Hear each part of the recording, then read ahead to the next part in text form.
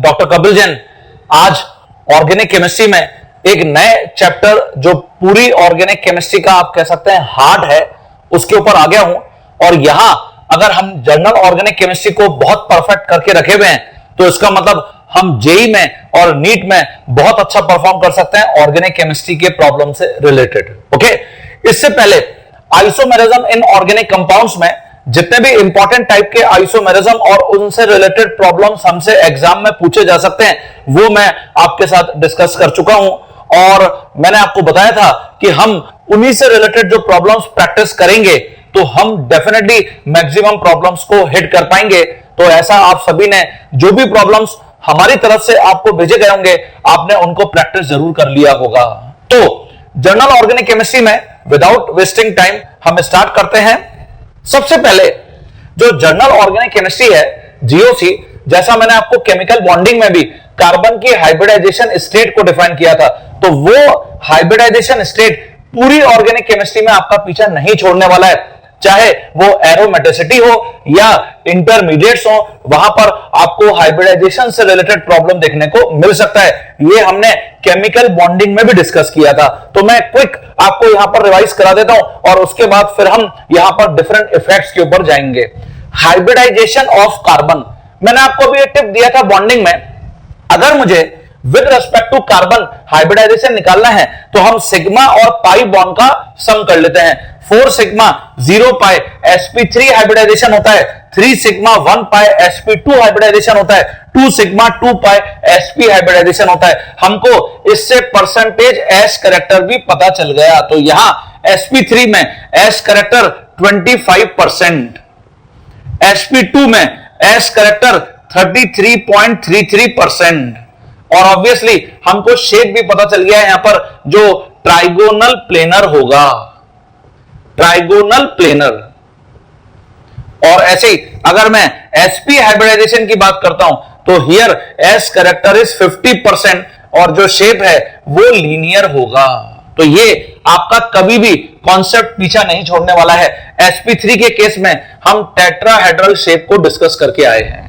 Okay, तो जैसे ये ऑलरेडी जेई या नीट में प्रॉब्लम पूछा जा चुका है, which of the following represent the given hybridization sp2 sp2 sp sp from left to right.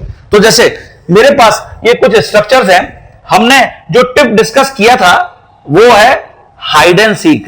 सबसे पहले हम इसको एक्सपेंड कर लेते हैं, ये हमने एक्सपेंड कर लिया और उसके बाद हम इसमें सिग्मा और पाई बॉन्ड असाइन कर देते हैं। तो ये मैंने सिग्मा और यहां पे 2 पाई है, ये देखिए, और ऐसे ये सिग्मा बॉन्ड है। अब मैं हाइब्रिडाइजेशन को इजीली फाइंड कर लूंगा। यहां sp2 होगा, यहां sp2 होगा, यहां sp होगा, यहां sp होगा। ऐसे ही जो सेकंड मॉलिक्यूल है उसके अंदर ये sp sp sp sp। ऐसे ही जो थर्ड मॉलिक्यूल है, तो थर्ड मॉलिक्यूल का जब हम स्ट्रक्चर एक्सपेंड करेंगे तो वी हैव दिस स्ट्रक्चर। ये देखिए ये स्ट्रक्चर है, यहां पर ये सारे सिग्मा बॉन्ड है, ये सिग्मा पाई है, सिग्मा सिग्मा सिग्मा सिग्मा। और मैं अब अगर हाइब्रिडाइजेशन निकालने जाऊंगा तो ये sp3 है, ये sp2 है, ये sp2 है और ये sp3 है। ओके, तो जस्ट एक कार्बन की हाइब्रिडाइजेशन को निकालने के लिए रिमेनिंग सभी कार्बन को हम हाइड कर लेते हैं और फिर हम बहुत कंफर्टेबली रिजल्ट के ऊपर पहुंच जाएंगे। और ऐसे ही यहां पर ये sp2 है, ये sp2 है, ये sp2 है, ये sp2 है। अब मैं जो चेक कर रहा था answer sp2 sp2 sp sp, इसका मतलब ये जो मुझे करेक्ट आंसर दिख रहा है ये मुझे ए ऑप्शन में दिख रहा है। तो that's why this is correct option, A option. हमेशा इसको ध्यान रखिएगा, यहां से आपको प्रॉब्लम मिलने के चांसेस मैक्सिमम है। इसकी जगह जैसे मैंने लिखा है, अगर मुझे कार्बन के साथ किसी भी और एलिमेंट का हाइब्रिडाइजेशन निकालना है ऑर्गेनिक कंपाउंड में, तो हमने इस फॉर्मूला को भी केमिकल बॉन्डिंग में लिखा था। विद रिस्पेक्ट टू कार्बन और एनी अदर एटम सिग्मा और लोन पेयर का हम सम कर लेंगे। अगर ये सम 2 है, sp3 है, sp2 4 है, sp3 5 है, sp3d 6 है, sp3d2 7 है, sp3d3। और with the help of hybridization हम यहां पर s कैरेक्टर फाइंड कर सकते हैं। Percentage S character in hybrid orbital directly proportional होता है इलेक्ट्रोनेगेटिविटी ऑफ एटम के, और इनवर्सली प्रोपोर्शनल होता है किसके, बॉन्ड लेंथ के। जैसे ये कार्बोकेटाइन हमारे बहुत काम आने वाला है, पूरी ऑर्गेनिक केमिस्ट्री में हमारे साथ चलता है। तो मिथाइल कार्बोकेटाइन, मिथाइल कार्बोकेटाइन में यहां with respect to carbon 3 sigma bond है, 0 लोन पेयर है, सम 3 है, और 3 का मतलब होता है sp2। ये ट्राइगोनल प्लेनर है। तो कार्बोकेटाइन में carbon is always trigonal planar, ये देखिए ट्राइगोनल प्लेनर, और ये विद 1 वेकेंट ऑर्बिटल होता है। This is 1 vacant p orbital, 1 vacant p orbital. तो this is carbocation trigonal planar shape with sp2 hybridised carbon. ऐसे ही we have methyl free radical, free radical में भी यहां पर 3 सिग्मा बॉन्ड है, 0 lone pair, this is unpaired electron. तो अगर यहां पर 3 सिग्मा प्लस 0 लोन पेयर है, इसका मतलब ये फिर सम 3 है, sp2 है, और ये भी ट्राइगोनल प्लेनर होगा, ट्राइगोनल प्लेनर। अच्छा, क्योंकि यहां अनपेयर्ड इलेक्ट्रॉन है तो इसलिए हम फ्री रेडिकल को हमेशा क्या बोलते हैं, पैरामैग्नेटिक। ये पैरामैग्नेटिक है, पैरामैग्नेटिक। और क्योंकि अनपेयर्ड इलेक्ट्रॉन है, इनकंप्लीट ऑक्टेट है, इसका मतलब ये एक इलेक्ट्रोफाइल की तरह एक्ट कर रहा है, इसको हम न्यूट्रल इलेक्ट्रोफाइल बोलते हैं। कार्बोकेटाइन यहां पर कोई भी अनपेयर्ड इलेक्ट्रॉन नहीं है, तो हम इसलिए इसको बोलते हैं डायमैग्नेटिक, ये डायमैग्नेटिक है। और ऑब्वियसली लुईस की डेफिनेशन जो है वो लुईस एसिड है, और इनगोल्ड की डेफिनेशन के अकॉर्डिंग इलेक्ट्रोफाइल है, ये भी इलेक्ट्रोफाइल है। ओके, तो यहां पर भी हम लिख सकते हैं लुईस एसिड, यहां पर भी हम लिख सकते हैं लुईस एसिड। तो बहुत इंपॉर्टेंट है ये इंटरमीडिएट जो हमसे फ्रीक्वेंटली पूछे जाते हैं। इसकी जगह मिथाइल कार्बोनाइन, अगर मैं मिथाइल कार्बोनाइन को देखूं तो यहां पर 3 सिग्मा बॉन्ड है, ये देखिए, और 1 lone pair, 3 sigma 1 lone pair, इसका मतलब सम 4 है, और 4 का मतलब sp3 होता है। और लेकिन यहां पर एक लोन पेयर ऑफ इलेक्ट्रॉन होने के कारण ये टेट्राहेड्रल नहीं है। Valence shell electron pair repulsion theory के अकॉर्डिंग क्या है, ये पिरामिडल है, पिरामिडल। तो इसको हम पिरामिडल की कैटेगरी में रखेंगे। क्या यहां पर भी कोई अनपेयर्ड इलेक्ट्रॉन है? नो, सारे इलेक्ट्रॉन या तो पेयर्ड हैं या फिर यहां पे नॉन बॉन्डिंग इलेक्ट्रॉन्स हैं, है ना, मतलब जो बॉन्डिंग में पार्टिसिपेट नहीं करे, लोन पेयर ऑफ इलेक्ट्रॉन, इसलिए हम इसको भी डायमैग्नेटिक बोलते हैं। तो ये भी अपनी कॉपी में डिक्टेट कर लेना, कार्बोनाइन डायमैग्नेटिक होता है, लुईस बेस है।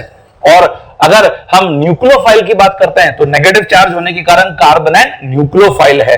ओके, तो ये सारे जो पॉइंट्स हैं ये तुमको हाइब्रिडाइजेशन में देखने को मिल सकते हैं, या कार्बन से रिलेटेड कोई भी जो इंटरमीडिएट है उसके अंदर आपको देखने को मिल सकते हैं। कुछ और प्रॉब्लम्स को डिस्कस करते हैं डिफरेंट इफेक्ट्स में। हाँ स्टूडेंट्स, जैसे यहां पर मैंने इथेन, इथीन और इथाइन को मेंशन किया है। यहां पर जो कार्बन कार्बन बॉन्ड लेंथ है वो बहुत इंपॉर्टेंट है। सिग्मा बॉन्ड की बॉन्ड लेंथ, डबल बॉन्ड की bond length and triple bond की बॉन्ड लेंथ। तो देखिए, in ethane both carbon atoms are in sp3 hybridization state. इसका मतलब परसेंटेज एस करेक्टर 25% है, और इसलिए हम यहां पर डिफाइन कर सकते हैं कि ये क्या है, यहां जो कार्बन कार्बन बॉन्ड लेंथ है वो 1.54 एंगस्ट्रॉम है। तो सिंगल बॉन्ड की जो बॉन्ड लेंथ होती है एल्केन टाइप के मॉलिक्यूल में वो 1.54 एंगस्ट्रॉम होती है। ये आप टेस्ट पर कर लीजिए। इसकी जगह अगर मैं यहां पर बात करता हूं इथीन में, तो sp2 हाइब्रिडाइजेशन होने के कारण यहां जो परसेंटेज एस करेक्टर है वो 33.33% है, और इसलिए जो कार्बन कार्बन डबल बॉन्ड है वो 1.32 एंगस्ट्रॉम होता है यहां पर। और इसकी जगह अगर मैं इथाइन की बात करता हूं, परसेंटेज एस करेक्टर यहां 50% है, और इसलिए जो ट्रिपल बॉन्ड की बॉन्ड लेंथ है वो अप्रोक्सीमेटली 1.20 एंगस्ट्रॉम है। तो ट्रिपल बॉन्ड की बॉन्ड लेंथ सबसे शॉर्ट होती है because of maximum s character, और सिंगल बॉन्ड की बॉन्ड लेंथ सबसे ज्यादा होती है because of maximum s character या minimum s character, minimum s character. तो ये बहुत इंपॉर्टेंट है, आपसे डायरेक्ट प्रॉब्लम के फॉर्म में देखने को मिल सकता है। मैंने यहां पर लिखा है डिफरेंट इलेक्ट्रॉन डिस्प्लेसमेंट इफेक्ट्स। यहां से आपको एक प्रॉब्लम जरूर है कि आपको देखने को मिल जाए नीट में या JEE में। इंडक्टिव इफेक्ट जिसको हम आई इफेक्ट बोलते हैं, रेजोनेंस या mesomeric effect, and hyper conjugation जिसको हम H इफेक्ट बोलते हैं, एंड इलेक्ट्रोमेरिक इफेक्ट जिसको हम E इफेक्ट बोलते हैं। तो ऑल इफेक्ट्स जो इलेक्ट्रॉन डिस्प्लेसमेंट इफेक्ट्स हैं उनको हम यहां पर वन बाय वन कुछ प्रॉब्लम्स के थ्रू रिवाइज कर लेते हैं। सबसे पहले इंडक्टिव इफेक्ट, ये always operate through sigma bond electron pair. ये हमेशा सिग्मा बॉन्ड इलेक्ट्रॉन पेयर के थ्रू ही होता है, इसलिए वीकेस्ट इफेक्ट है, परमानेंट इफेक्ट है। और यहां पर वी हैव सम ग्रुप्स जो प्लस आई और माइनस आई इफेक्ट शो करते हैं, उनको हम यहां पर डिस्कस करेंगे, तो वो हम यहां पर देख लेते हैं। ओके, हाँ बच्चों, जैसे जो इंडक्टिव इफेक्ट में हमारे पास इंपॉर्टेंट इलेक्ट्रॉन रिलीजिंग ग्रुप्स हैं, उनका ऑर्डर, और इलेक्ट्रॉन विड्रॉइंग ग्रुप्स है उनका ऑर्डर तुमसे पूछा जा सकता है, ये बहुत इंपॉर्टेंट है। तो some plus I it means ERG, electron releasing groups. ये सारे जो ऑर्डर हम मेंशन कर रहे हैं, हाइड्रोजन एटम को स्टैंडर्ड मानकर विद रिस्पेक्ट टू हाइड्रोजन जो different groups electron releasing nature show करते हैं, उनको हम यहां पर मेंशन कर रहे हैं। तो देखिए, यहां मैंने ड्यूटेरियम को मेंशन किया है, higher electron releasing tendency than hydrogen. तो ये तुमसे पूछा जा सकता है ड्यूटेरियम का, क्योंकि मास ज्यादा है as compared to hydrogen, it has more electron releasing tendency. इसकी जगह alkyl groups, methyl, ethyl, isopropyl and tertiary butyl. Tertiary butyl के अंदर ये जो कार्बन किसी एक इलेक्ट्रोनेगेटिव एटम से कनेक्ट होगा, उसके ऊपर ये सारे एल्किल ग्रुप मिलकर इलेक्ट्रॉन रिलीज करेंगे, इसलिए ये बहुत अच्छा और पावरफुल इलेक्ट्रॉन रिलीजिंग ग्रुप है। इसकी जगह isopropyl, little bit less tendency for electron releasing, उसके बाद फिर इथाइल, फिर मिथाइल। तो this order we should remember. इसकी जगह minus I group, electron withdrawing groups. Electron withdrawing groups में जैसे सबसे टॉप पर मैंने अमोनियम टाइप आयन लिखा है, नाइट्रोजन पर परमानेंट पॉजिटिव चार्ज है, दैट्स व्हाई ये हाईली इलेक्ट्रोनेगेटिव है, बहुत पावरफुल इलेक्ट्रॉन विड्रॉइंग ग्रुप है। सिमिलरली CH3 ग्रुप, ये देखिए हेलोजेंस लगे हुए हैं यहां पे, और हेलोजेंस में यहां पे मैं फ्लोरीन, क्लोरीन, ब्रोमीन, इनको यहां पर यूज कर सकता हूं। इसकी जगह nitro group is again very powerful electron withdrawing group because of nitrogen connected with oxygen. After this we have cyanide group because of sp hybridization, then aldehyde, then ketone. aldehyde में oxygen के कारण carbon के ऊपर high positive charge है, और because of this high positive charge ये powerful electron withdrawing group है।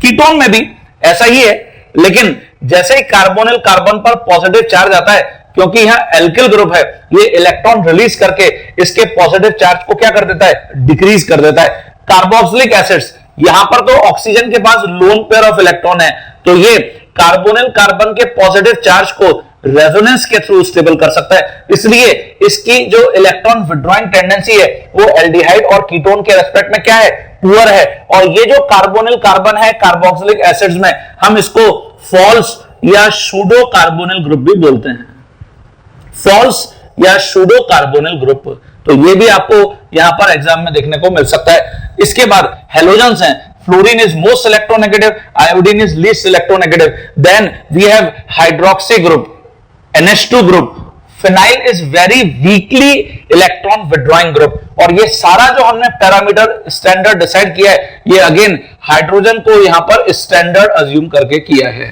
तो we should remember all these order, ascending और डिसेंडिंग, कैसे भी आपसे यहां पर पूछा जा सकता है। इसके बाद हम यहां पर बात करते हैं resonance and hyper conjugation effect की। हाँ बच्चों, जो इंडक्टिव इफेक्ट है उसके अंदर हम कार्बोकेटायन, कार्बोनायन एंड फ्री रेडिकल, इसकी स्टेबिलिटी को अगर समझाना है तो हम इंडक्टिव इफेक्ट की एप्लीकेशन को यूज कर सकते हैं। इसलिए यह भी अपनी कॉपी में डिक्टेट कर लीजिएगा, हमारे दिमाग में हमेशा होना चाहिए कि हम कार्बोकेटायन, कार्बोनायन और फ्री रेडिकल की स्टेबिलिटी को एक्सप्लेन करने के लिए इंडक्टिव इफेक्ट को यूज कर सकते हैं। एज वेल एज अगर मुझे कार्बोक्सिलिक एसिड का एसिडिक स्ट्रेंथ समझाना है या नाइट्रोजन कंटेनिंग कंपाउंड मतलब अमीन्स का बेसिक स्ट्रेंथ समझाना है, we can also use inductive effect. तो वो मैं आपको अभी प्रॉब्लम्स में करके बता रहा हूं। इसकी जगह सेकंड मैंने लिखा है रेजोनेंस या मीजोमेरिक इफेक्ट। इंपॉर्टेंट कौन सी कंडीशंस हैं जिसमें तुम रेजोनेंस या मीजोमेरिक इफेक्ट को हमेशा फॉलो कर सकते हो? जैसे मैंने यहां पे लिखा है कंडीशन 1, जब भी whenever pi bond is in conjugation with other pi bond। ये देखिए, ये फर्स्ट कंडीशन है, जब भी पाई बॉन्ड का कॉन्जुगेशन होगा रेजोनेंस हो सकता है। कंडीशन 2 में हम यहां पर लिख सकते हैं pi bond and lone pair conjugation. ये सेकंड बहुत इंपॉर्टेंट कंडीशन है जिसमें तुम रेजोनेंस को चेक कर सकते हो। Condition 3, pi bond positive charge का conjugation, pi bond and positive charge. Positive charge जैसा भी आपको मैंने कार्बोकेटाइन में बताया, vacant p orbital. Positive charge it means vacant p orbital. तो ये कॉन्जुगेशन अगर है तो फिर हम रेजोनेंस एक्सप्लेन कर सकते हैं। और ऐसे ही इसकी जगह कंडीशन 4, यहां पे lone pair and positive charge conjugation.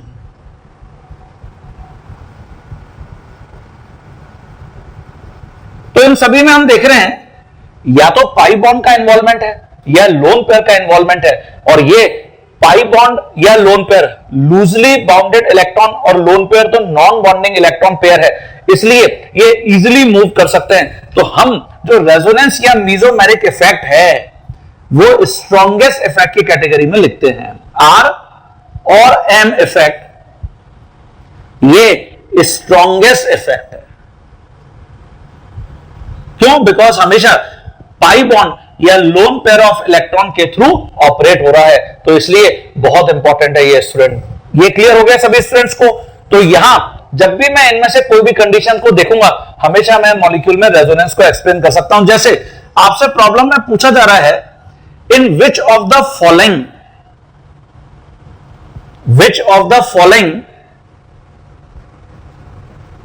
Resonance या mesomeric effect will not take place. तो इस टाइप की प्रॉब्लम फ्रीक्वेंटली पूछी जा रही है, हमको हमेशा ये कंडीशंस फॉलो करनी चाहिए। हम बहुत इजीली ये प्रेडिक्ट कर लेंगे कि कहां पर रेजोनेंस हो रहा है और कहां पर रेजोनेंस नहीं हो रहा है। हाँ स्टूडेंट्स, देखिए ये मैंने कुछ मॉलिक्यूल्स यहां पर मेंशन किए हैं और आपसे इस प्रॉब्लम में जो पूछा गया था, in which of the following resonance या mesomeric effect will not take place, तो कैसे आप इसको अटेंड करेंगे? जैसे जो फर्स्ट ऑप्शन है ये पिरिडिन है और इसमें हम देख रहे हैं pi bond single bond pi bond single bond pi bond, तो यहां पर ऑब्वियसली कॉन्जुगेशन है, इसका मतलब रेजोनेंस होगा इन दिस मैनर। ऑब्वियस है ये लोन पेयर रिंग में एंट्री नहीं कर सकता, एरोमेटिसिटी इसकी डिस्टर्ब हो जाएगी, ऐसा हम ऑलरेडी पढ़ चुके हैं। ओके, तो यहां आर इफेक्ट होगा। ऐसे अगर मैं सेकंड एग्जांपल को देखूं, यहां देखिए पाई बॉन्ड है, ये पाई बॉन्ड है और यहां पर भी पाई बॉन्ड है। ऑब्वियसली ये क्रॉस कॉन्जुगेशन का एग्जांपल है, लेकिन फिर भी यहां अगर ऑक्सीजन इलेक्ट्रॉन पेयर को अपनी तरफ विड्रॉ करता है तो इनमें से कोई एक पाई इलेक्ट्रॉन मूव करके ऐसे आ जाएगा, इसका मतलब यहां पर भी आर इफेक्ट हो रहा है। बेंजीन है थर्ड एग्जांपल, इसके अंदर तो कॉन्जुगेशन क्लियरली दिख रहा है, यहां पर भी रेजोनेंस हो रहा है, ये रेजोनेंस है, आर इफेक्ट यहां पर भी हो रहा है। यहां देखिए इसके अंदर हम देख रहे हैं कि ऑक्सीजन के पास लोन पेयर है, पाई बॉन्ड है, और अभी हमने जो कंडीशन लिखी है पाई bond and lone pair conjugation, यहां कॉन्जुगेशन नहीं है, लोन पेयर सिंगल बॉन्ड फिर पाई बॉन्ड है, इसलिए नो रेजोनेंस।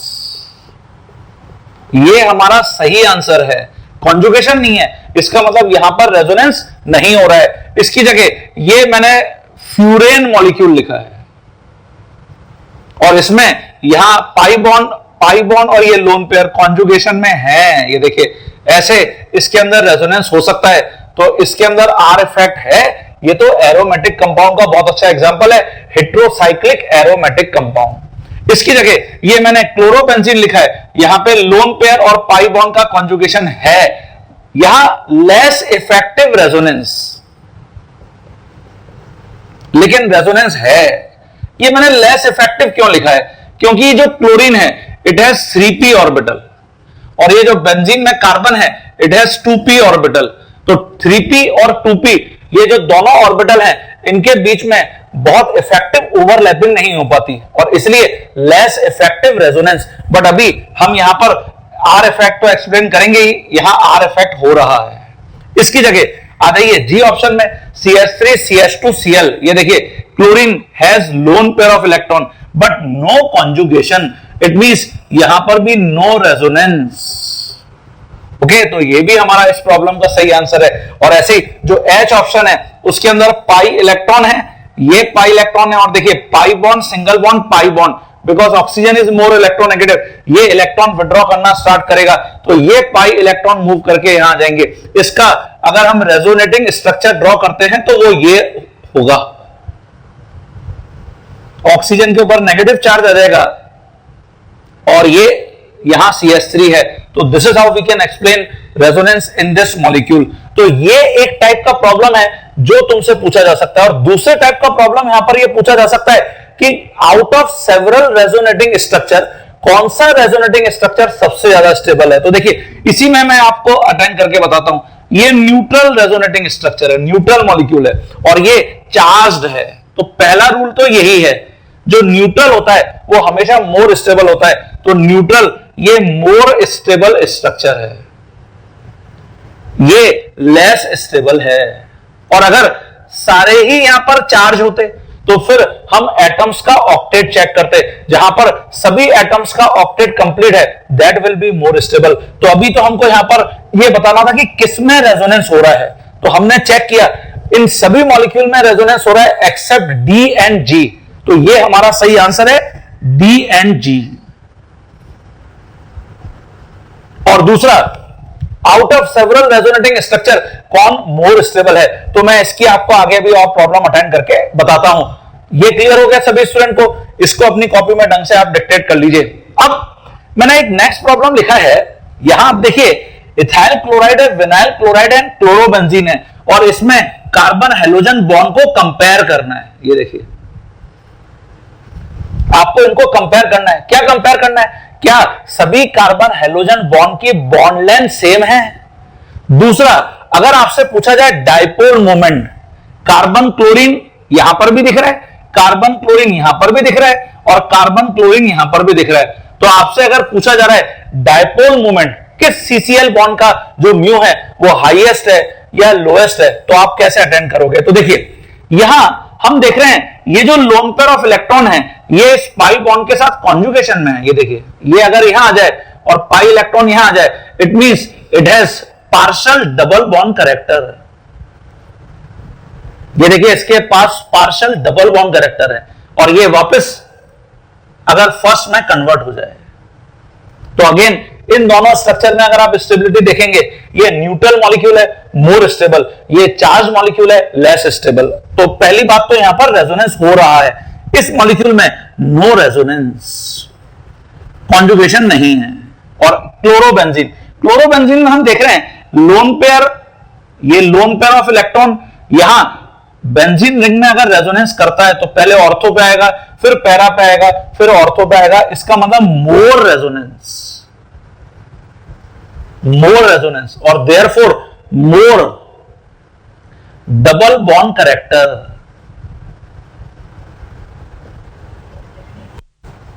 मोर डबल बॉन्ड कैरेक्टर, जितना ज्यादा डबल बॉन्ड कैरेक्टर होगा उतना ज्यादा जो मॉलिक्यूल है उसके अंदर कार्बन हेलोजन बॉन्ड की बॉन्ड लेंथ क्या कर जाएगी? डिक्रीज कर जाएगी।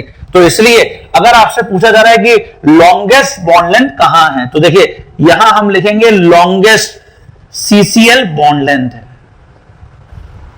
इसके बाद विनाइल क्लोराइड का नंबर आएगा, और देन आफ्टर हम क्लोरोबेंजीन को रखेंगे। यहां पर शॉर्टेस्ट CCl बॉन्ड लेंथ है। एक और आपसे पूछा गया था डाइपोल मोमेंट, तो आपको याद होगा जो डाइपोल मोमेंट है म्यू, वो हमने यहां पे लिखा हुआ है बॉन्डिंग में Q इंटू डी। अगर चार्ज का मैग्नीट्यूड सेम है तो जो डाइपोल मोमेंट है वो डिस्टेंस के ऊपर ही डिपेंड कर रहा है। इसका मतलब जहां पर डिस्टेंस ज्यादा है वहां पर जो डाइपोल मोमेंट की वैल्यू होगी वो भी ज्यादा होगी।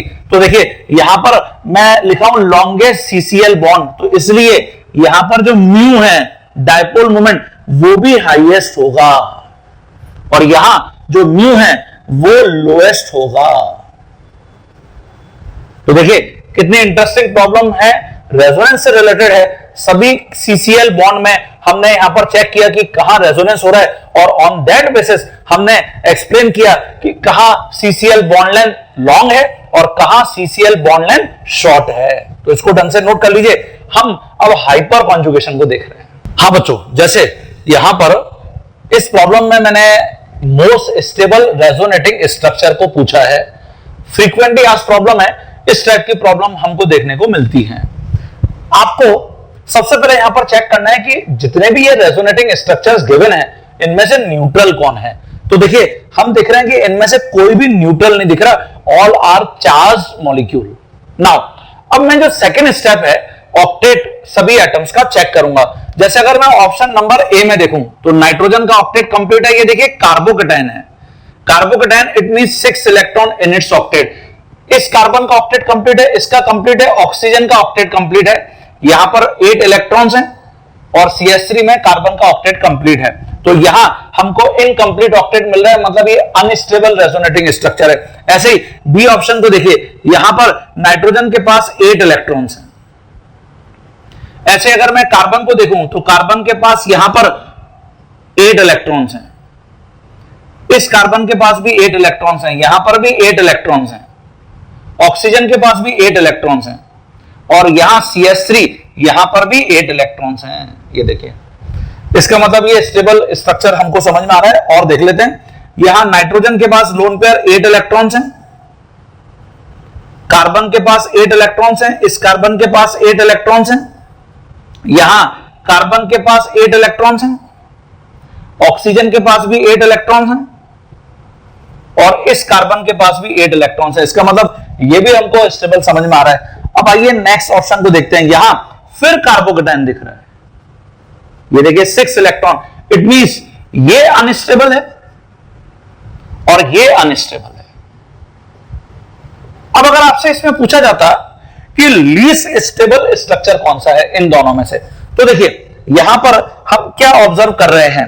अगर मुझसे लीस्ट स्टेबल स्ट्रक्चर यहां पर पूछा जाता तो हम इसको चेक करते कि यहां पाई बॉन्ड पॉजिटिव चार्ज का कॉन्जुगेशन है, यहां पर पाई बॉन्ड पॉजिटिव चार्ज का कॉन्जुगेशन है, और यहां पर लोन पेयर पाई बॉन्ड का कॉन्जुगेशन है और पॉजिटिव चार्ज का कॉन्जुगेशन है। तो यहां एक्सटेंशन इन कॉन्जुगेशन है इन दिस मैनर। ये देखिए ऐसे यहां पे रेजोनेंस हो सकता है। इसका मतलब लिटिल बिट ये मोर स्टेबल है, और हम इसको यहां पर लीस्ट स्टेबल डिफाइन करेंगे, ये लीस्ट स्टेबल होगा। अब हम इन दोनों में से अगर मोस्ट स्टेबल स्ट्रक्चर को ढूंढना चाह रहे हैं तो यहां पर भी सभी एटम्स का ऑक्टेट कंप्लीट है, यहां पर भी सभी एटम्स का ऑक्टेट कंप्लीट है। अब कैसे चेक किया जाए, तो देखिए जब सभी एटम्स का ऑक्टेट कंप्लीट है तो हम यहां पर एक क्राइटेरिया और फॉलो करते हैं, वो है चार्ज सेपरेशन। चार्ज सेपरेशन इसका मतलब जो अनलाइक चार्जेस हैं should be at minimum distance. तो आप देखिए यहां positive charge and lone pair ये मैक्सिमम डिस्टेंस पर है, और यहां पे lone pair and positive charge ये भी मैक्सिमम डिस्टेंस पर है। तो फिर यहां पे कैसे किया जाए, तो अब हम यहां पर एक पॉइंट देख रहे हैं, नाइट्रोजन जो लेस इलेक्ट्रोनेगेटिव एटम है एज कंपेयर टू ऑक्सीजन, वो पॉजिटिव चार्ज बियर कर रहा है, और यहां जो मोर इलेक्ट्रोनेगेटिव ऑक्सीजन है पॉजिटिव चार्ज वो बियर कर रहा है। मोर इलेक्ट्रोनेगेटिव एटम पर नेगेटिव चार्ज होना चाहिए, इसका मतलब ये यहां पर लेस स्टेबल है, और हम इसको यहां सबसे ज्यादा स्टेबल बताएंगे। तो आपने अपनी कॉपी में मेंशन कर लिया, फर्स्ट जो स्टेबिलिटी क्राइटेरिया चेक करने का है, neutral molecule should be more stable. Second criteria, second step, octet of all atom should be completed. Third criteria, charge separation should be minimum. Fourth criteria, अगर कोई भी second period का element अपने octet को expand कर रहा है तो वो पॉसिबल ही नहीं है, मोर देन 8 इलेक्ट्रॉन उसके ऑक्टेट में हो ही नहीं सकते, तो वो कभी भी पॉसिबल नहीं होगा, एग्जिस्ट नहीं करेगा resonating structure. And fifth criteria, more electronegative atom should bear negative charge as compared to less electronegative atom। इसलिए हमने इसको less stable डिफाइन किया है और इसको more stable डिफाइन किया है, तो इसलिए इस प्रॉब्लम का सही आंसर बी है। हाँ स्टूडेंट्स, अब मैं हाइपर कॉन्जुगेशन इफेक्ट के ऊपर आ गया हूं। देखिए, क्योंकि ये क्रैश कोर्स का पार्ट है तो मुझे क्विक बहुत सारे पॉइंट्स को यहां पर आपके साथ शेयर करना पड़ रहा है, डिस्कस करना पड़ रहा है। तो जितना बेस्ट पॉसिबल मैं कुछ प्रॉब्लम्स के थ्रू आपको सारे कॉन्सेप्ट्स को रिवाइज करा सकता हूं वो मैं आपको कराने की कोशिश कर रहा हूं। ये ऑब्वियसली कोई आपका लॉन्ग टर्म कोर्स नहीं है, लॉन्ग टर्म कोर्स का पार्ट नहीं है जिसके अंदर हम बहुत सारी चीजों को बहुत सारे टाइम के अंदर पढ़ सकते हैं। ओके, तो ये सभी स्टूडेंट को हमेशा क्लियर रहना चाहिए। तो देखिए, हाइपर कॉन्जुगेशन या एच इफेक्ट, इसको हम नो बॉन्ड रेजोनेंस भी बोलते हैं। एच इफेक्ट को हाइपर कॉन्जुगेटिव स्ट्रक्चर से रिलेटेड प्रॉब्लम पूछा जाता है कि कितने hyper conjugative structures particular molecule के बनेंगे, तो number of hyper conjugative structures always equal to number of alpha hydrogen present in that molecule. Conditions and applications of H effect आपको यहां से प्रॉब्लम देखने को मिल सकता है। जैसे with the help of hyper conjugation effect हम स्टेबिलिटी ऑफ कार्बोकेटायन को एक्सप्लेन कर सकते हैं। स्टेबिलिटी ऑफ कार्बोकेटायन, और कार्बोकेटायन में अगर तुम एच इफेक्ट को समझाना चाह रहे हो तो यहां जो कंडीशन है वो ये कंडीशन है, sigma bond on alpha carbon and जो यहां पर पॉजिटिव चार्ज है, पॉजिटिव चार्ज जिसको हमने वेकेंट या एम्प्टी पी ऑर्बिटल बोला है, एम्प्टी पी ऑर्बिटल, इसका कॉन्जुगेशन होना चाहिए। ये देखिए, ये क्योंकि रेजोनेंस का ही टाइप है तो यहां पर भी कॉन्जुगेशन मस्ट है। तो इस सिचुएशन में सिग्मा पॉजिटिव चार्ज, जिसको हम ऐसे भी लिख सकते हैं सिग्मा पी कॉन्जुगेशन, और इसकी बेसिस पर अगर तुम कार्बोकेटायन में हाइपर कॉन्जुगेशन को एक्सप्लेन करना चाहोगे, जैसे we have these carbocation CH3 plus, CH3 CH2 plus, CH3 CH CH3 और CH के ऊपर प्लस है, और ये टर्शरी ब्यूटाइल कार्बोकेटायन। तो ये जो टर्शरी ब्यूटाइल कार्बोकेटायन है, टर्शरी कार्बोकेटायन, ये मोर या मोस्ट स्टेबल है यहां पे because of 9 alpha hydrogen. 9 alpha hydrogen we can draw 9 hyper conjugative structures. ये देखिए, मैक्सिमम हाइपर कॉन्जुगेटिव स्ट्रक्चर्स हम इसके ड्रॉ कर सकते हैं। आइसोप्रोपिल या सेकेंडरी कार्बोकेटायन, तो यहां नंबर ऑफ अल्फा हाइड्रोजन 6 है, we can draw 6 hyper conjugative structures.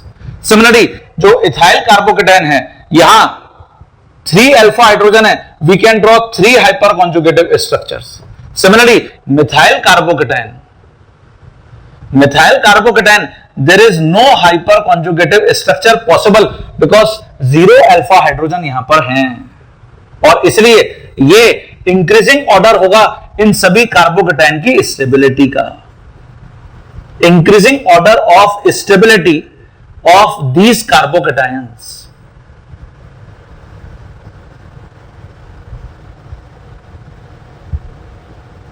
Okay, clear हो गया?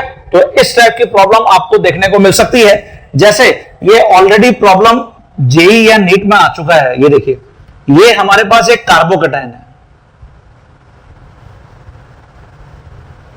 और एग्जामिनर ने पूछा है कि बताइए how many hyper conjugative structures will be possible.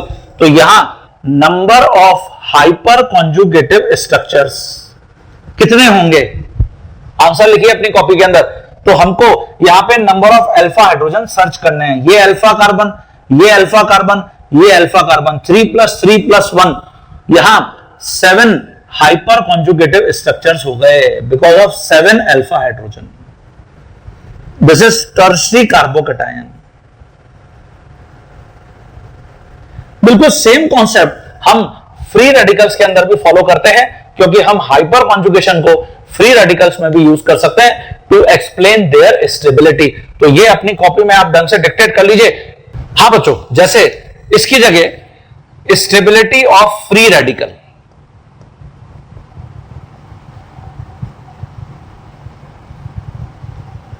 तो अगर आप फ्री रेडिकल्स की स्टेबिलिटी को एक्सप्लेन करना चाह रहे हैं with the help of hyperconjugation, तो कंडीशन यहां पर भी मोर और लेस सेम ही है जो हमने भी कार्बोकैटायन में डिस्कस करी है।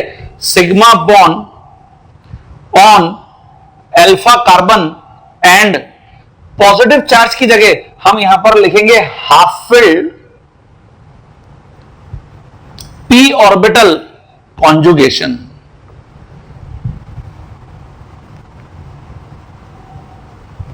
तो ये जो हाफ फिल्ड पी ऑर्बिटल है, इसलिए हम इसको भी सिग्मा पी कॉन्जुगेशन ही मेंशन करते हैं। फ्री रेडिकल्स बिकॉज पैरामैग्नेटिक हैं, दे हैव अनपेयर्ड इलेक्ट्रॉन, इसलिए हमने यहां पे half filled P orbital conjugation mention किया है। और अगर हम ये फ्री रेडिकल्स के ऊपर अप्लाई करते हैं तो देखिए these are various free radicals, और सेम आंसर जो भी हम कार्बोकैटायन में डिस्कस करके आए हैं वो फ्री रेडिकल्स के केस में भी होगा। तो ये इंक्रीजिंग ऑर्डर है स्टेबिलिटी का,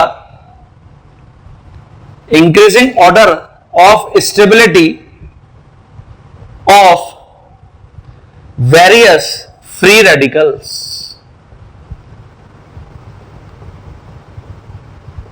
यहां 9 alpha hydrogen, it means 9 hyper conjugative structures. यहां 6 alpha hydrogen, it means 6 hyper conjugative structures.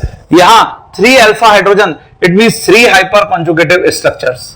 और यहां तो 0 alpha hydrogen, there is no hyperconjugative structure possible for methyl free radical. Okay, इसकी जगह stability of alkenes, ये देखिए, and carbon carbon जो double bond है उसकी बॉन्ड लेंथ को भी हम यहां पर एक्सप्लेन कर सकते हैं with the help of hyper conjugation. And bond length of carbon carbon double bond, ये भी आप एक्सप्लेन कर सकते हैं। आपको याद होगा हमने सेटजेफ रूल पढ़ा हुआ है 12th स्टैंडर्ड में, तो सेटजेफ रूल भी मोर और लेस हाइपर कॉन्जुगेशन के ऊपर ही बेस्ड है। एल्कीन की स्टेबिलिटी को अगर एक्सप्लेन करना चाहते हैं तो यहां कंडीशन क्या है, तो again sigma bond on alpha carbon and anti-bonding molecular orbital ABMO of pi bond conjugation होना चाहिए। ये देखिए ये कंडीशन है यहां पर, इसलिए हम इसको सिग्मा पाई स्टार कॉन्जुगेशन लिखते हैं। सिग्मा पाई स्टार कॉन्जुगेशन बहुत इंपॉर्टेंट है। जैसे मैं अगर प्रोपीन लेता हूं,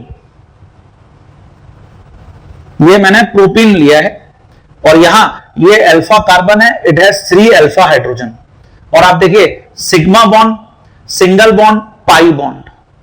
पाई बॉन्ड का जो बॉन्डिंग मॉलिक्यूलर ऑर्बिटल है वो तो ऑलरेडी बॉन्डिंग में पार्टिसिपेट कर रहा है, इसलिए इसका जो एंटी बॉन्डिंग मॉलिक्यूलर ऑर्बिटल है वो इस सिग्मा बॉन्ड के साथ कॉन्जुगेशन शो कर रहा है, हाइपर कॉन्जुगेशन करेगा। तो ये इलेक्ट्रॉन पेयर मूव करके यहां और ये पाई इलेक्ट्रॉन मूव करके यहां, तो हमको ये ऐसा दिखेगा with respect to 1 hydrogen, with respect to 1 hydrogen. तो ऐसे यहां पे 3 अल्फा हाइड्रोजन है, तो हम 3 हाइपर कॉन्जुगेटिव स्ट्रक्चर ड्रॉ कर सकते हैं। तो फर्स्ट हाइड्रोजन के रेस्पेक्ट में ये कुछ ऐसा हो जाएगा, देखिए alkene.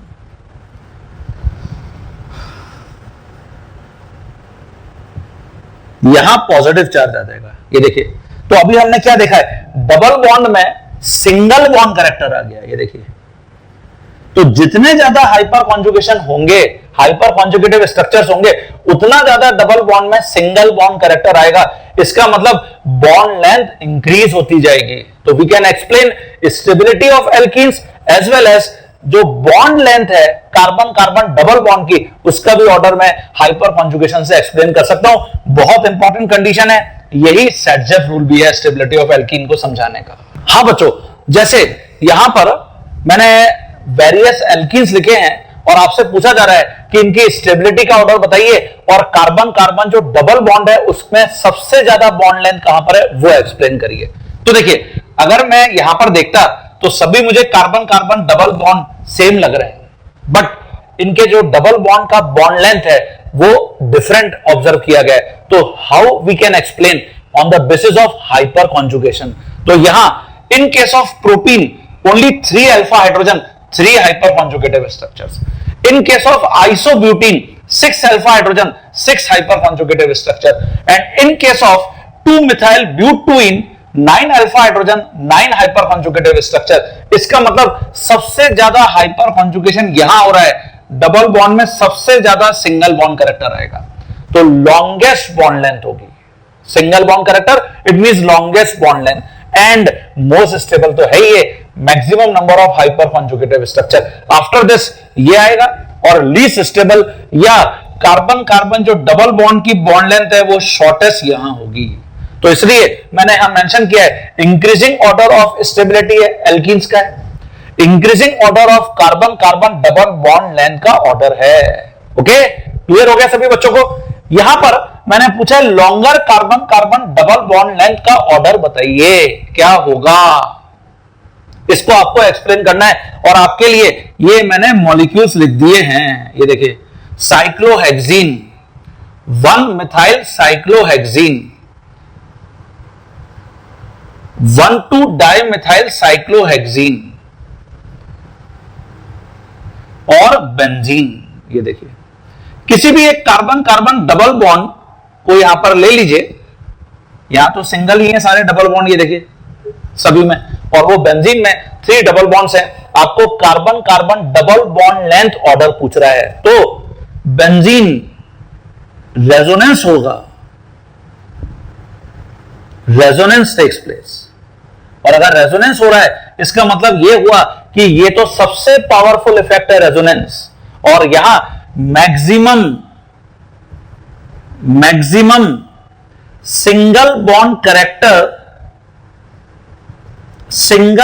Character in double bond because of resonance. तो इसका मतलब यहां तो लॉन्गेस्ट बॉन्ड लेंथ होगी, ये लॉन्गेस्ट बॉन्ड लेंथ है। ओके, अब इसकी जगह अगर मैं इन सभी साइक्लोहेक्सीन मॉलिक्यूल्स को कंपेयर करता, तो बिकॉज यहां रेजोनेंस तो हो नहीं रहा, तो अब मैं हाइपर कॉन्जुगेशन के बेसिस पर इनको एक्सप्लेन करूंगा। तो देखिए, this is alpha carbon, this is alpha carbon, this is alpha carbon, this is alpha carbon, तो 6 + 2 + 2 कितना हो गया, 10 alpha hydrogen, 10 hyper conjugative structures. Similarly here it is alpha alpha alpha, it means यहां पर हो गए 7 alpha hydrogen, 7 hyper conjugative structures. और similarly here these are 2 alpha, it means 4 alpha hydrogen, 4 hyper conjugative structures। ये देखिए, तो जहां सबसे ज्यादा हाइपर कॉन्जुगेशन हो रहा है, डबल बॉन्ड में सबसे ज्यादा सिंगल बॉन्ड कैरेक्टर आ रहा है, तो इसलिए order of carbon carbon double bond length ये होगा, ये इंक्रीजिंग ऑर्डर ऑफ स्टेबिलिटी भी है and increasing order of carbon carbon double bond length order भी है।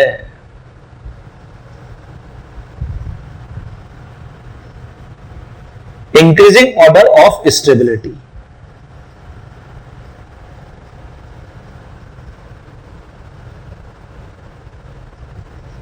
क्लियर हो गया सभी स्टूडेंट्स को। तो इस टाइप की प्रॉब्लम हमको एग्जाम में देखने को मिल सकती है related with hyper conjugation, resonance and inductive effect. तो हमने एप्लीकेशंस को भी क्लियर कर लिया, ये एप्लीकेशंस अब एकदम फिक्स हैं। हाइपर कॉन्जुगेशन के थ्रू मैं कार्बोकेटाइन की स्टेबिलिटी को समझा सकता हूं, फ्री रेडिकल की स्टेबिलिटी को समझा सकता हूं, या मैं एल्कीन की स्टेबिलिटी ऑर्डर को एक्सप्लेन कर सकता हूं। रेजोनेंस के थ्रू क्या कर सकता हूं वो अभी हमने देखा। और अगर इंडक्टिव इफेक्ट की बात करते हैं तो वहां पर भी मैं कार्बोकेटाइन, कार्बोनाइन और फ्री रेडिकल की स्टेबिलिटी को एक्सप्लेन कर सकता हूं। तो देखिए हाइपर कॉन्जुगेशन में नो कार्बोनाइन, यहां कार्बोनाइन की स्टेबिलिटी का कोई एक्सप्लेनेशन नहीं है। अब अगर आपको एग्जाम में कोई भी इंटरमीडिएट मिलता है और आपसे उनकी स्टेबिलिटी का ऑर्डर पूछा जाता है तो हम सबसे पहले कौन सा इफेक्ट लगाएंगे? तो इसका आंसर है resonance. If resonance is not applicable तो फिर हाइपर कॉन्जुगेशन, और इफ हाइपर कॉन्जुगेशन भी नॉट एप्लीकेबल तो फिर हम वीकेस्ट इफेक्ट के ऊपर आएंगे। वो क्या है? इंडक्टिव इफेक्ट है। तो ये ऑर्डर मैं स्टूडेंट्स को कुछ ऐसे याद रखने के लिए बोलता हूं, राही, यूं ही चला चल राही, यूं ही चला चल राही। तो राही means RHI resonance, then hyper conjugation, then inductive effect. तो मैं आपको कुछ इससे रिलेटेड प्रॉब्लम एक्सप्लेन करता हूं। हां बच्चों, जैसे यहां पे मैंने वेरियस इफेक्ट्स का जो ऑर्डर अभी आपको बताया उसको मैंने लिख दिया है। रेजोनेंस स्ट्रॉन्गेस्ट इफेक्ट है, then hyper conjugation strong effect, और इंडक्टिव इफेक्ट वीकेस्ट इफेक्ट अभी हम डिस्कस करके आ रहे हैं। और इसको राही से याद रख लीजिए, RHI। कुछ प्रॉब्लम्स मैं आपको यहां पर बता रहा हूं। फर्स्ट प्रॉब्लम में मैंने मेंशन किया है compare stability order of these two intermediates. इन दो इंटरमीडिएट्स की स्टेबिलिटी को कंपेयर करना है। These are carbocations. सबसे पहले हम देख रहे हैं यहां पर कि both are secondary carbocation. Now क्या इनमें रेजोनेंस हो रहा है? नो, क्योंकि यहां पर पाई बॉन्ड या लोन पेयर तो है ही नहीं। तो फिर मैं हाइपर कॉन्जुगेशन के ऊपर आऊंगा। ये अल्फा, ये alpha, it means 4 alpha hydrogen, 4 hyper conjugative structures we can draw. और in this carbocation these are 2 alpha carbon, how many alpha hydrogen? 5 alpha hydrogen, we can draw 5 hyper conjugative structures। ये देखिए clear हो गया सभी student को? तो आपको तुरंत आंसर पता चल गया, ये मोर स्टेबल कार्बोकेटायन है, मोर स्टेबल कार्बोकेटायन, और ये लेस स्टेबल कार्बोकेटायन है। तो देखिए इंडक्टिव इफेक्ट तक तो हमको यहां पर जाने की ही जरूरत नहीं पड़ी। अगर मैं इंडक्टिव इफेक्ट बेसिस पर समझा रहा होता तो इथाइल कार्बोकेटायन, मतलब इथाइल रेडिकल, और यहां पर भी इथाइल रेडिकल, और यहां one is methyl and other is propyl. दो इथाइल का प्लस आई इफेक्ट प्रोपाइल के रेस्पेक्ट में, मिथाइल के रेस्पेक्ट में हाई होता है। तो फिर ये मोर स्टेबल आ जाता, जबकि ये लेस स्टेबल है। तो हम इंडक्टिव इफेक्ट तक तो यहां पर जाने की जरूरत ही हमको नहीं पड़ेगी, क्योंकि हमारा आंसर हाइपर कॉन्जुगेशन से आ रहा है। तो हम बिल्कुल भी इंडक्टिव इफेक्ट के ऊपर ध्यान ना लगाएं। Is that clear to all of you? Okay, कुछ और प्रॉब्लम्स ऐड कर देता हूं। हाँ स्टूडेंट्स, जैसे यहां पे कुछ और प्रॉब्लम्स मैंने ऐड किए हैं, उनको जरा वन बाय वन हम समझते हैं। Compare stability order of following carbocations. जैसे ये ए पार्ट है, ये बी पार्ट है, और ये सी पार्ट है। हम इनकी स्टेबिलिटी ऑर्डर को यहां पर मेंशन करना चाहते हैं, तो आप कैसे इसको एक्सप्लेन करोगे? फर्स्ट जो पार्ट है उसमें आप देखिए हमको कुछ वेरियस कार्बोकेटायंस गिवन है, और हमेशा जब भी कार्बोकेटायन की बात हो रही है इमीडिएटली राही मेंशन कर लीजिए। और अब चेक करिए स्टेबिलिटी ऑर्डर कि कहां रेजोनेंस हो रहा है। तो देखिए इस मॉलिक्यूल में रेजोनेंस नहीं हो रहा, हाइपर कॉन्जुगेशन, ये अल्फा, ये अल्फा, ये अल्फा, तो 3 + 3 + 2 8 alpha hydrogen, 8 hyper conjugative structures. Similarly here, क्या यहां पे रेजोनेंस हो रहा है क्या? यस, यहां रेजोनेंस हो रहा है। लोन पेयर और पॉजिटिव चार्ज का कॉन्जुगेशन है, तो ये तो रेजोनेंस स्टेबल है। अच्छा, एक बात और आपको यहां पर मैं बता दूं, जो रेजोनेंस माने आर इफेक्ट है वो +R और -R ग्रुप के बेसिस पर हम डिफाइन करते हैं। जैसे ये जो ऑक्सीजन है ये रेजोनेंस इफेक्ट शो कर रहा है +R ग्रुप है, +R ग्रुप, +R, और अभी हमने इसको -I इफेक्ट में भी शो किया था। और रेजोनेंस इफेक्ट पावरफुल इफेक्ट है, इसलिए हमेशा हम इसको +R इफेक्ट से एक्सप्लेन कर रहे हैं। ओके, तो यहां रेजोनेंस हो रहा है। ऐसे अगर आप थर्ड कार्बोकेटायन को देखें तो यहां पर भी रेजोनेंस हो रहा है, ये फिर वही +R एंड -I ग्रुप है। +R मतलब ये इलेक्ट्रॉन डोनर है थ्रू रेजोनेंस, और -I मतलब ये सिग्मा बॉन्ड के इलेक्ट्रॉन को पुल करता है, इसलिए -I ग्रुप है। तो these are two different effects, और क्योंकि अभी हम कंक्लूड करके आए हैं रेजोनेंस इफेक्ट स्ट्रॉन्ग इफेक्ट है, इसलिए हमेशा प्लस आर इफेक्ट यहां पे पावरफुल होगा। तो देखिए ये भी रेजोनेंस स्टेबल है। अब इन दोनों में फंस गए, सेकेंड और थर्ड में हम ज्यादा स्टेबल किसको डिफाइन करें? तो इसका आंसर ऑब्वियसली हम अब हाइपर कंजुगेशन के ऊपर आएंगे। तो देखिए यहां ये अल्फा, यहां ये अल्फा, इट मींस यहां 6 अल्फा हाइड्रोजन भी है, 6 हाइपर कंजुगेटिव स्ट्रक्चर्स, वेयरएज यहां 3 अल्फा हाइड्रोजन है, 3 हाइपर कंजुगेटिव स्ट्रक्चर्स। तो अब आपका आंसर आपको क्लियरली शो हो रहा होगा, जहां पे रेजोनेंस भी हो रहा है और मोर हाइपर कॉन्जुगेशन, वो मोर स्टेबल कार्बोकेटाइन है, इसलिए सबसे टॉप पर यहां पर सेकंड आएगा स्टेबिलिटी में, आफ्टर दैट थर्ड आएगा और सबसे पीछे फर्स्ट आएगा ओनली हाइपर कॉन्जुगेशन। ये इंक्रीजिंग ऑर्डर है स्टेबिलिटी का।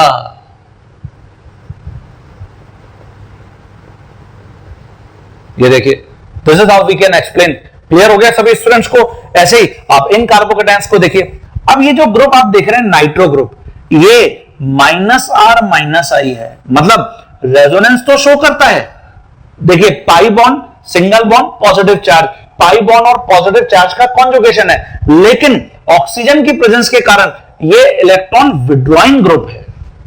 रेजोनेंस में भी इलेक्ट्रॉन को विड्रॉ कर रहा है, इसका मतलब कार्बोकेटाइन को तो अनस्टेबल कर रहा है because of its -R effect. Okay, तो यहां ये अनस्टेबल कार्बोकेटाइन है, unstable carbocation because of -R-I effect of nitro.